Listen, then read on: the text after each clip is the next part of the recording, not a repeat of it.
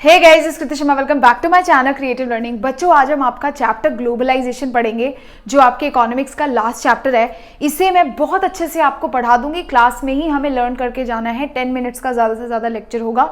आपके सिलेबस से काफ़ी पोर्शन डिलीट हो गया है, तो जो 2 टॉपिक्स आपके चैप्टर में आ रहे हैं वही मैं पढ़ाऊंगी।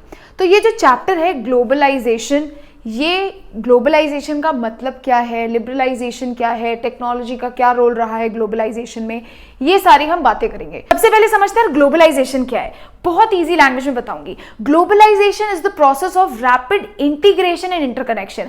अब ये इंटीग्रेशन और इंटरकनेक्शन नहीं समझ आया, मतलब कोलैबोरेशन है। रैपिड मतलब तेजी से क्या होता है, जब कोलैबोरेशन होता है किसके बीच में, बिटवीन द कंट्रीज, कंट्रीज के बीच में। अब कोलैबोरेशन तो बच्चों किसी भी वे में हो सकता है, बट ग्लोबलाइजेशन अगर हो रहा है तो कोलैबोरेशन किस में होना चाहिए, ग्रेटर फॉरेन इन्वेस्टमेंट, यानी फॉरेन इन्वेस्टमेंट्स बढ़नी चाहिए, दूसरा फॉरेन ट्रेड्स बढ़ने चाहिए। फॉरेन इन्वेस्टमेंट का मतलब क्या है, जब कोई कंपनी इंडिया में आती है और बोलती है कि हम आपके कंट्री में 3000 करोड़ का एक और सेटअप लगा के अपनी कंपनी बनाना चाहते हैं, उसको हम बोलेंगे फॉरेन इन्वेस्टमेंट। यानी किसी प्रोजेक्ट के लिए दूसरी कंपनीज ने, दूसरे देशों की कंपनी ने इंडिया जैसे देश में आकर के पैसा लगाया, पैसा इन्वेस्ट किया, ये हुआ फॉरेन इन्वेस्टमेंट। अब फॉरेन ट्रेड क्या होता है, फॉरेन ट्रेड का मतलब जब कंट्रीज के बीच में इंपोर्ट एक्सपोर्ट चलता है उसको फॉरेन ट्रेड बोलते हैं। ठीक है, तो ग्लोबलाइजेशन क्या है, कोलैबोरेशन है, किसके बीच में, बिटवीन द कंट्रीज। किस तरीके का कोलैबोरेशन, जब क्या होता है, फॉरेन ट्रेड्स और फॉरेन इन्वेस्टमेंट्स बढ़ते हैं और आपस में रैपिड इंटीग्रेशन होता है, उसी को हम बोलते हैं ग्लोबलाइजेशन। अब ग्लोबलाइजेशन बढ़ा कैसे, ग्लोबलाइजेशन प्ले में आया कैसे, तो देखो पिछले 20-30 सालों में ना बच्चों बहुत सी एमएनसीज, अब एमएनसीज क्या होती है, ऐसे समझ लो इजी लैंग्वेज में कि कोई कंपनी जो एक से ज्यादा कंट्रीज में है उसको एमएनसीज बोलते हैं, मल्टीनेशनल कंपनीज। तो पिछले 20-30 सालों में बच्चों, लास्ट 20-30 इयर्स में एमएनसीज बहुत ज्यादा चीप लोकेशंस की सर्च में है, यानी ऐसी लोकेशंस ढूंढ रही है जो सस्ती हैं। अब कोई कंपनी है बच्चों, उसको कुछ चीज प्रोड्यूस करनी है, मान लो उसको कोई चीज चाहिए, पार्ट्स लेने हैं उसको।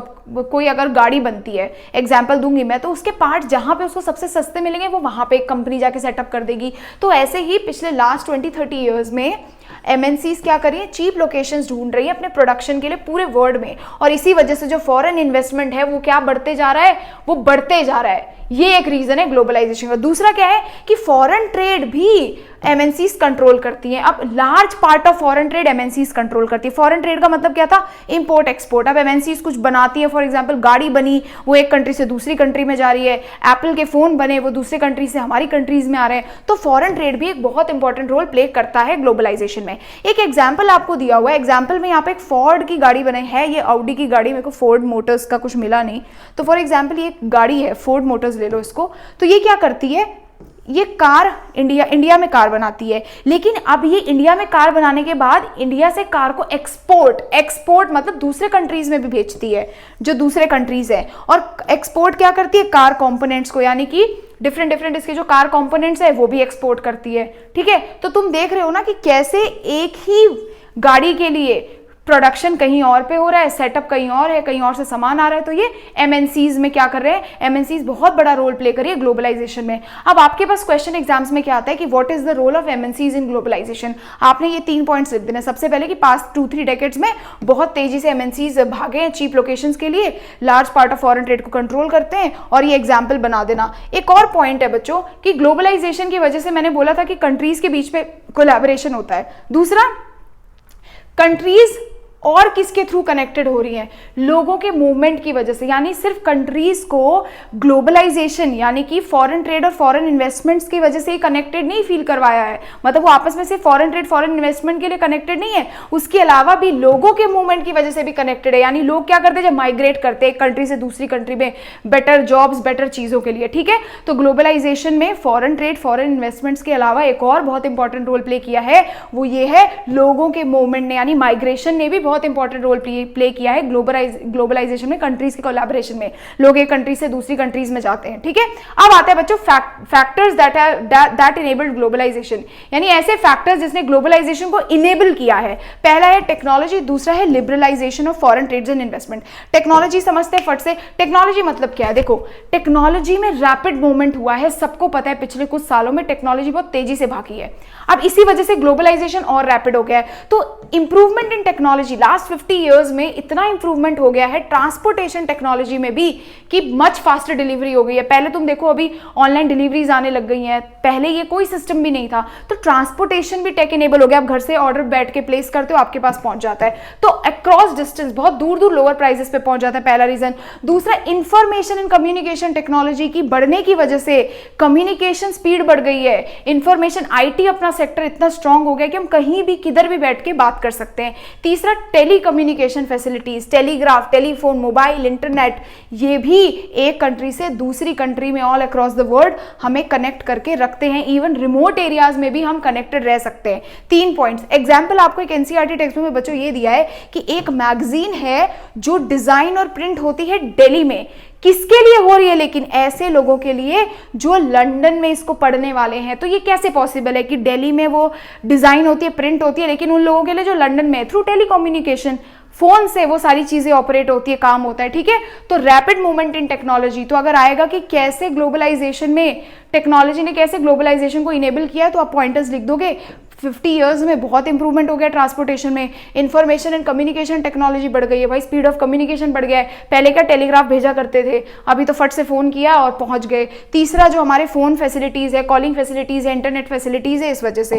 अब आपका एक आता है लिबरलाइजेशन क्या होता है, ये दूसरा फैक्टर है।